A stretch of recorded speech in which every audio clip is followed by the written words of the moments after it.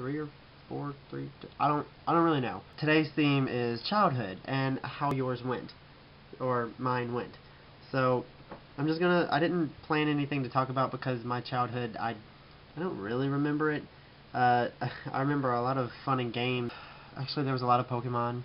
I was obsessed, kind of still am. I love seeing the new things that come on. I love watching the anime. I love watching the movies. I loved playing the games, especially. I owned every one of them up until the new ones for the DS came out. I only have like one for the DS, or two, I think. But yeah, lots and lots of Pokemon. I have an older brother and a younger sister, and growing up, my sister, we really didn't have that great a relationship, I guess, or my brother, really. But we were close for the most part.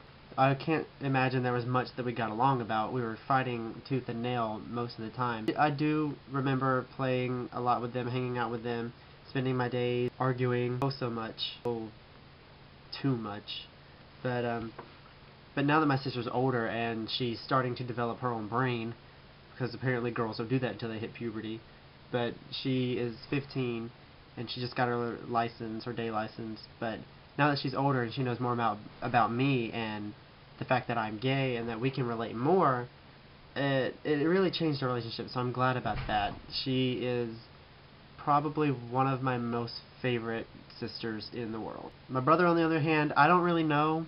We have our moments. We're polar opposites. I love my brother to death, but the only time we've ever really, I'd say that we really got along and were not fighting when we were younger is whenever we were arguing about someone else. Basically talking shit about someone else. Me and my brother will fight with each other all day long, pick on each other, talk about each other's clothes, just anything to basically just bitch about, because that's all we do. That's the only really time I can say that I got along with him, really. That's more of the now. Back to the childhood part. I never really felt like I fit in growing up. I didn't. Being around the other guys that I was friends with actually turned out, most of the boys that I were friends with either turned out to be gay or bisexual as I did, or moved away.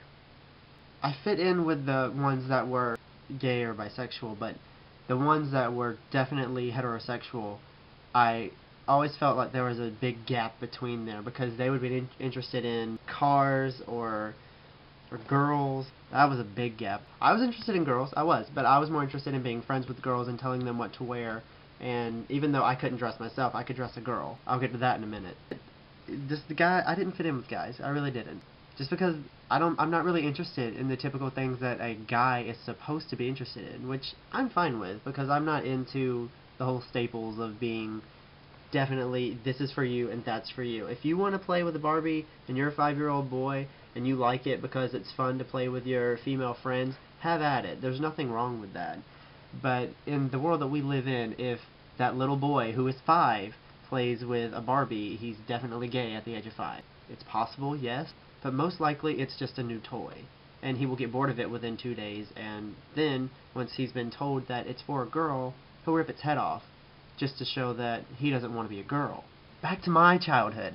There's so many things that I can just pop off of from my childhood. I'm still going to say I was a sheltered child for a plethora of things, but I wasn't really lacking as much as other people were.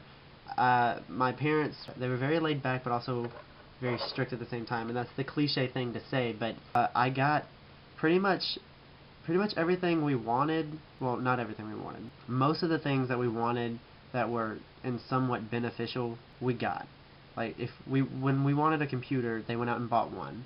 It's a dinosaur HP box desktop that is just terrible now.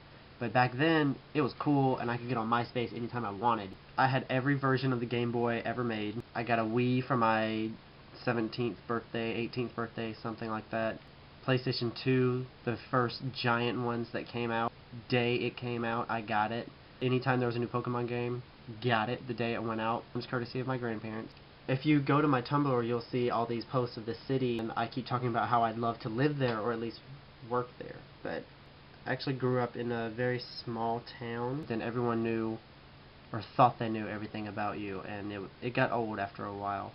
I wasn't really into sports. I was athletically challenged. I still am. I'm lucky enough to run the treadmill as much as I do, which isn't very often. I did play t-ball in kindergarten and coach pitch for a while, but it didn't last at all.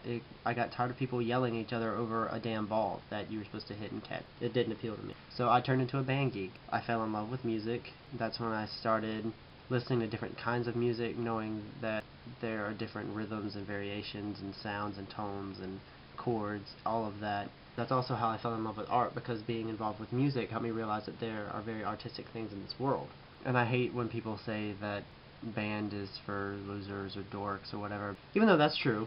I mean, I was a huge dork in high school. I couldn't fit in with anyone. I had a horrible wardrobe. I looked back at my pictures from high school just the other day and I was terrified. It was just, high school. Hated it. My hair was terrible. I tried this whole mustache thing for a while and beard, and it was just never again. The closest I get is the scruffiness you see right now. People are probably wondering if I've always known that I was gay. I really honestly can't look back and say that if you'd asked me in first grade if I was gay, if I would say yes. I actually didn't even know what that meant. I was naive up until the point of middle school when I started noticing differences between everybody. I didn't know what queer, any of the terms to refer to an LGBTQ person, I didn't know. And I didn't care. I was just being me. I did date a girl, if you want to call it that. I did consider it dating. We were dating for a pretty long time, but neither of us really remember when we started dating. I really think we were pushed into the relationship, because sophomore year, I know it was a rough patch for her, but it was a rough patch for everyone that I knew in my grade and my school, because we lost a very dear friend of mine in a car accident. At the age of 15, losing someone, trying to understand death and how it works, you're supposed to know how it works, but it doesn't hit you until your friend is gone, and there's nothing you can do about it. To this day, I sometimes still wait to see her walk around a corner, or call me on the phone, or pop chat me on Facebook, even though she didn't even have one. We lost Rebecca, and then shortly after that, it was just terrible. I went into a rut so bad. I didn't want to talk to anyone. I was pissed off at the world. I hated everything because I didn't understand why it had to happen. And I did eventually learn that we can't explain everything in life. There's not much control we have over anything, really. In fact, much of our lives is chaos. I think as humans we like a little bit of chaos, because if everything was perfect, one, life would be boring. Two, we wouldn't know how to handle it. And we need shitty things in our lives to make us stronger, to prepare us for what's to come. But again, at the age of 15, when you lose a friend, you don't want to hear any of that. You just want to be left alone and shut out the rest of the world for a little bit. You want to be on your own. You want to figure it out for yourself. But I was pretty much in a state of depression, and I hid it from everyone. I don't know how well, but I hid it from everyone up until the beginning of my junior year. So for a good year and a half, I just wasn't here. I wasn't on Earth. So this isn't really childhood, but it's my adolescence and childhood.